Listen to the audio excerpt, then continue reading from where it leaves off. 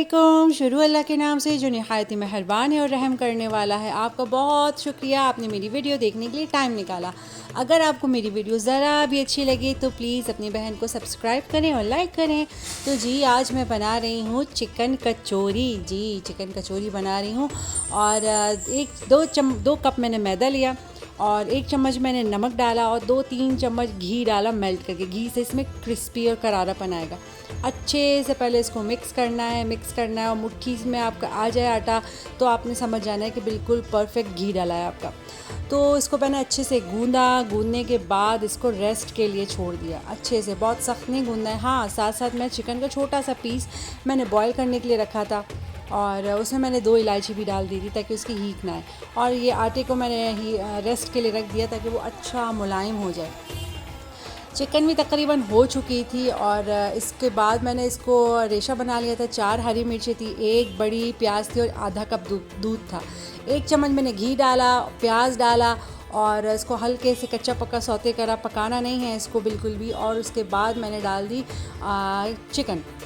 लहसुन अदरक डाला आधी चम्मच। इसको फिर मैंने चिकन डाला, इसको अच्छे से मिक्स करा और जो मैंने 4-5-6 हरी मिर्ची ली थी उसको डाल दिया। साथ में मैंने दूध भी डाल दिया। दूध से ये होगा कि वो अच्छी क्रीमी टेक्सचर इसका ज़रा आ जाएगा। बहुत ही अच्छी सॉस बनी थी ये, बहुत ही अच्छा इसका मसाला बना था। काले मिर्च डाली और नमक डाला, इसके अलावा और कोई मसाला नहीं डलेगा। स्पाइस आपका ग्रीन मिर्च से और काली मिर्च से ही आएगा। इसको पकाते रहना है और जब ये ड्राई हो जाए तो आपने इसको रख देना है। और इसके बाद मैंने 2 चम्मच कॉर्नफ्लावर लिया था, 4-5 चम्मच घी लिया था और मैंने आधी चम्मच बेकिंग पाउडर लेके इसका ये बैटर बना के रख दिया था। ये हमें बाद में काम आएगा जब हम इसकी लेयर्स लगाएंगे। आटा मैंने छोटे छोटे पेड़े कर लिए थे। ये देखें, मैंने इसको मैदे को और जो बेकिंग पाउडर को और घी को जो बैटर बना के रखा था उसको घी में फ्रिज में रख के ठंडा कर लिया था। छोटी छोटी रोटियां बनानी है। इसको दोनों साइड से फ़ोल्ड करना है, फिर दूसरी साइड से फ़ोल्ड करना है। इस तरह एक तकिया सा बना लेना। तो आप देख सकते हैं मैंने दोबारा से भर भर के लगाना है, कहीं से छोड़ना नहीं है। तो अच्छे से इसको दोनों साइड से फिर फोल्ड करना है, फिर राइट साइड से, फिर लेफ़्ट साइड से, फिर इसको रेस्ट के लिए छोड़ देना है। इसमें कचौरी में सारा काम रेस्ट का ही है। जितना ये आटे को आप रेस्ट देंगे इतना ही अच्छे और फूलेंगे और करारा और क्रिस्पी बनेंगे। फिर जब मैंने इसको 15-20 मिनट रेस्ट दे दिया तो दोबारा से मैंने एक और दफ़ा इसकी लेयर करी उसी तरीके से, बस मैंने वो बैटर नहीं लगाया था। और ये दोबारा मैंने 25 मिनट के लिए 20 मिनट के लिए रेस्ट के लिए छोड़ दिया। यकीन करें इतनी कोई करारी लेयर्स और इतनी कोई क्रिस्पी बनी थी, ज़रूर ट्राई करिएगा। और इसी तरीके से हल्का सा प्रेस करके फिर मैंने छोड़ दिया। अच्छा, 20 मिनट बाद रेस्ट हो चुका इसका। इसके बाद मैंने दोबारा से रोटी बेली और इसके बाद जो मैंने चिकन की जो मसाला बनाया था वो मैंने डाला। दोनों साइड से फ़ोल्ड, फिर दूसरी साइड का दोनों साइड पे फ़ोल्ड, फिर जो 4 कोने बन गए इसको भी फ़ोल्ड कर देना। बहुत इजी है, आप आराम से देख सकते हैं और बहुत ही आसानी से हो गया। इसी तरीके से मैंने सारी कचौरियाँ फटाफट रेडी करी।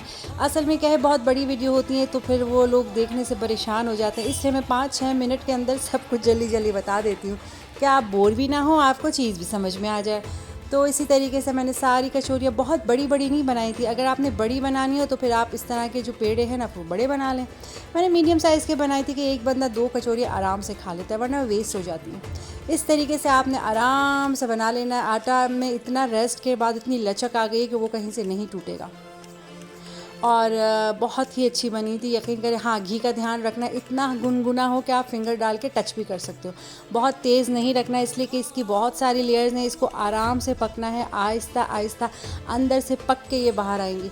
इसको छेड़ना नहीं है, स्लो ये खुद ही ऊपर आ जाएंगी। ये देखिए खुद ही ऊपर आ गई। इसके बाद मैंने बिल्कुल थोड़ा सा चूल्हा तेज़ करा और इसको छेड़ना नहीं है। जब नीचे से बिल्कुल पक जाए इसके बाद फिर मैंने इसको टर्न किया और बहुत ही मैं क्या बताऊँ, ज़रूर ट्राई करिएगा, मेरी रिक्वेस्ट है आप लोग से। बहुत ही अच्छी बनी थी और बिल्कुल बाज़ार का भी रिकॉर्ड तोड़ दिया था, यकीन माने। मेरे हस्बैंड तो कह रहे हैं भाई मज़ा ही आ गया।